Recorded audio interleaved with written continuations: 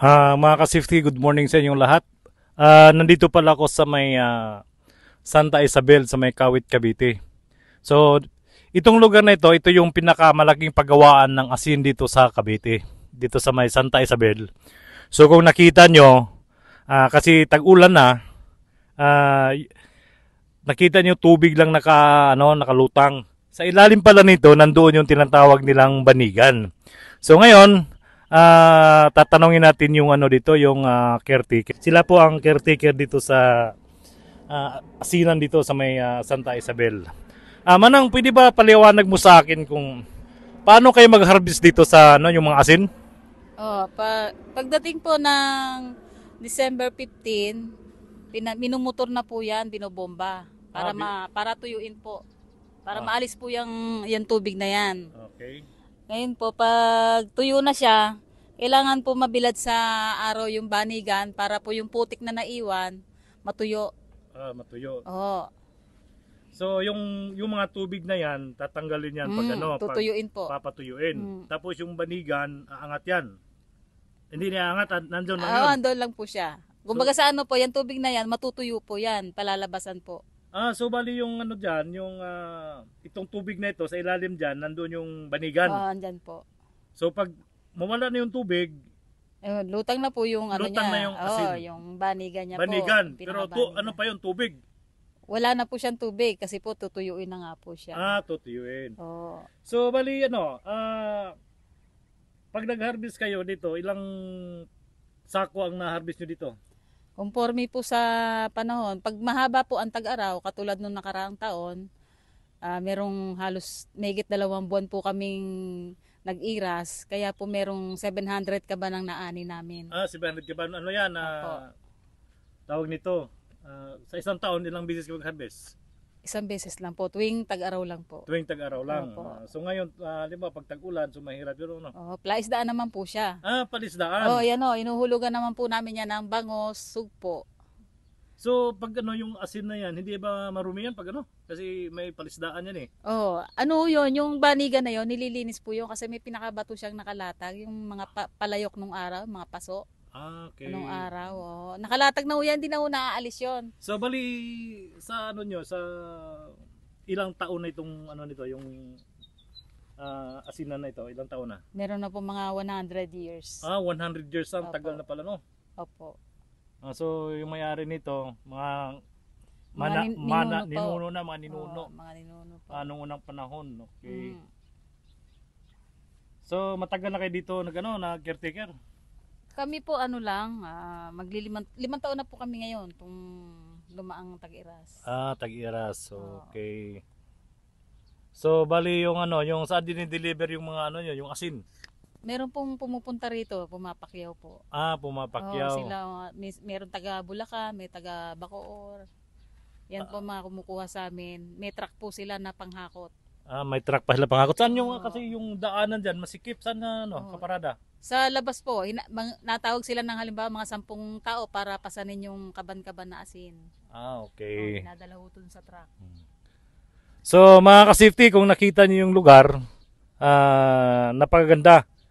So parang yung ang sabi ni Manang, gaya ng sabi ni Manang, pag ngayon tag-ulan, may palaisdaan daw, ginagawang palaisdaan. So anong mga isda dito, Manang? Tilapia? Sikal na ho yung tilapia. Ngayon ang hinuhulog po namin dyan na talagang hinaharvest namin tuwing 3 months hanggang 3 months po sugpo at saka bangos. Sugpo at saka bangos. So pala? Ito siya pag hinulog. Tapos aantayin po namin ng 3 buwan bago po namin harvestin. Yung malalaki na ho siya. So bali ito pala, parang multipurpose na may pagtag-ulan, ginagawang palaisdaan. Pag tag-init naman, asinan. Opo. Kaya dalawang purpose po ng pagkakakitaan. Dalawang purpose daw pagkakitaan. Talagang yayaman yung may-ari dito. So mga ka-safety, at ako ay ikutin natin yung mahirap yato ikutin kasi maputik at saka madulas. Katulad niyan, medyo po ang daan niya, pa-slide. Mga ka-safety, sandali ikot-ikutin ko muna saglit na yung kaya ko lang kasi madulas. Okay mga ka-safety. Manang, maraming salamat Manang, maraming salamat. Okay. So, mga ka-safety, ito yung area. So, kung nakita nyo, ang lapad pala nito, ang lawak. So, gaya ng sinabi ni Manang, pag tag-ulan, gaya ngayong panahon na ito pala ay palaisdaan. May mga sugpo, mga bangus, klase-klaseng isda. At saka pag tag-init naman, dito sila hinaharvest nila ito pang yung mga asin. So, tinatawag na, tawag no? Arisan? Irasan. Yon yung tag-init, irasan.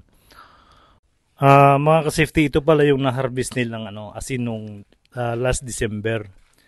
So, ito yung nila, yung pinaka budiga ng asin.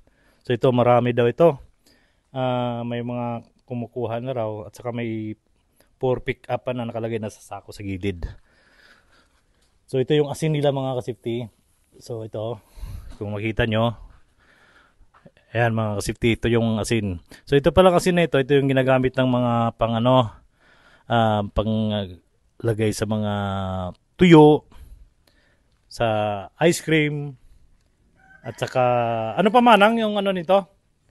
Panggamitan? Pagkain ng baboy, ito inahalo rin ito ng mga pagkain ng baboy.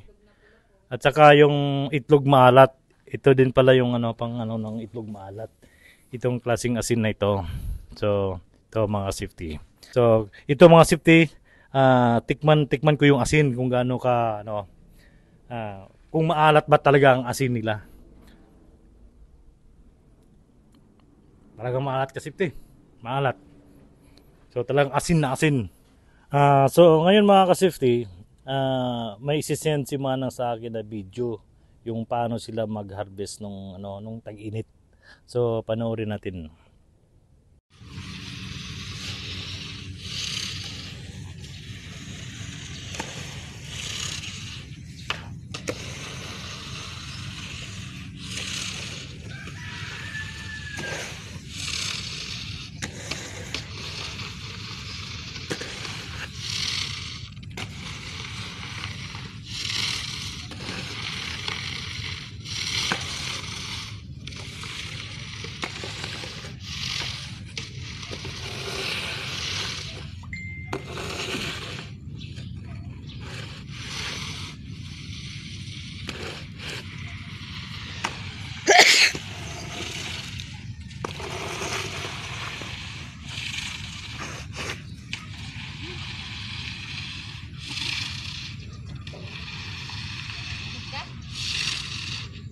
Hindi, maano to, mahaba.